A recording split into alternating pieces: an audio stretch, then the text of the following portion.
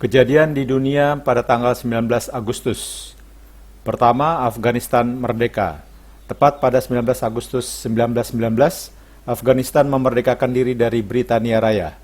Pasca kemerdekaan, Afghanistan kerap berganti-ganti sistem pemerintahannya.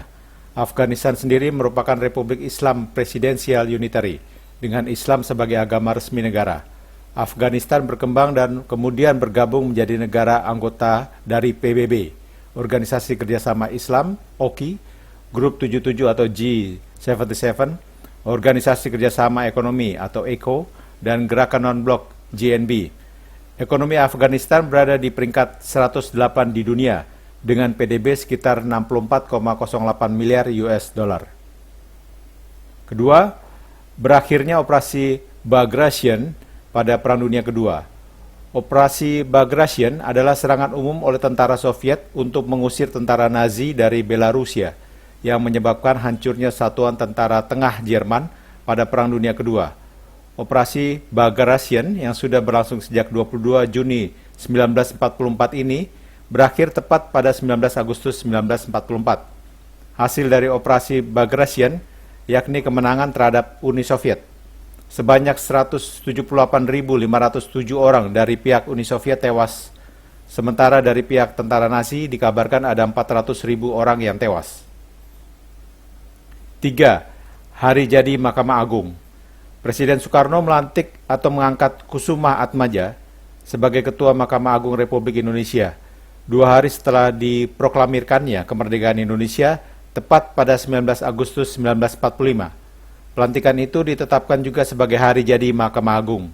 Penetapan hari jadi Mahkamah Agung tertuang melalui surat keputusan Ketua Mahkamah Agung Republik Indonesia nomor KMA 043 SK 8/1999 tentang penetapan hari jadi Mahkamah Agung Republik Indonesia. Setelah itu Mahkamah Agung sempat pindah ke Yogyakarta pada rentang waktu 1946 hingga 1950. Namun pada 1 Januari 1950 Mahkamah Agung kembali ke Jakarta.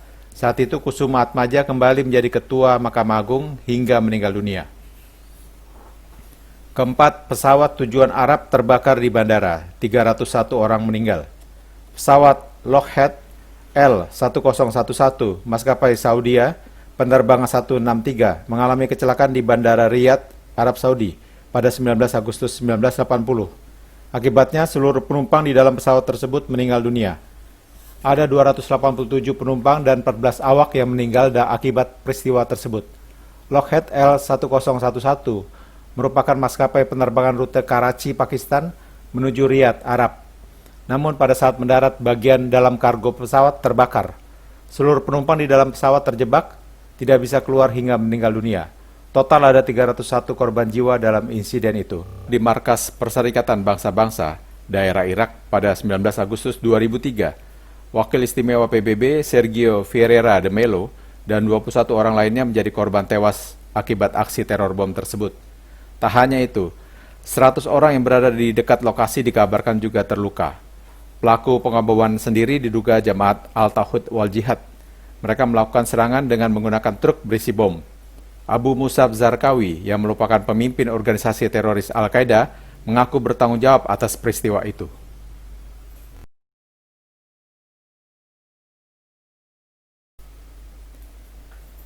Peristiwa 19 Agustus ke-6 diperingati Hari Departemen Luar Negeri Republik Indonesia. Setiap tahunnya peringatan dilakukan untuk mengenang kembali berdirinya Departemen Luar Negeri pada 19 Agustus 1945, 2 hari usai Republik Indonesia memproklamasikan kemerdekaannya. Awalnya Departemen Luar Negeri lalu diubah menjadi Kementerian Luar Negeri sesuai dengan Undang-Undang Republik Indonesia Nomor 39 Tahun 2008 menjadi Kementerian Luar Negeri. Awal kemerdekaan sekitar tahun 1945-1950 menjadi masa yang menentukan dalam perjuangan penegakan kemerdekaan Indonesia. Pada tahun-tahun tersebutlah karakter politik luar negeri Indonesia terbentuk sebagaimana ditulis dalam situs resmi Universitas Abulia Tama. Tak hanya itu, masa-masa tersebut penuh dengan berbagai upaya memperjuangkan kemerdekaan Indonesia diakui oleh masyarakat dunia. Salah satunya melakukan perjanjian Linggarjati dengan pemerintah Belanda pada bulan Maret 1947. Dikutip dari pemerintah kota Manado, Kementerian Luar Negeri merupakan satu dari 13 kementerian yang pertama di Indonesia. bersama dengan Menteri Dalam Negeri dan Menteri Pertahanan. Menteri Luar Negeri akan bertindak sebagai pelaksana tugas kepresidenan apabila Presiden dan Wakil Presiden mangkat, berhenti, diberhentikan, atau tidak dapat melakukan kewajibannya dalam masa jabatannya secara bersamaan.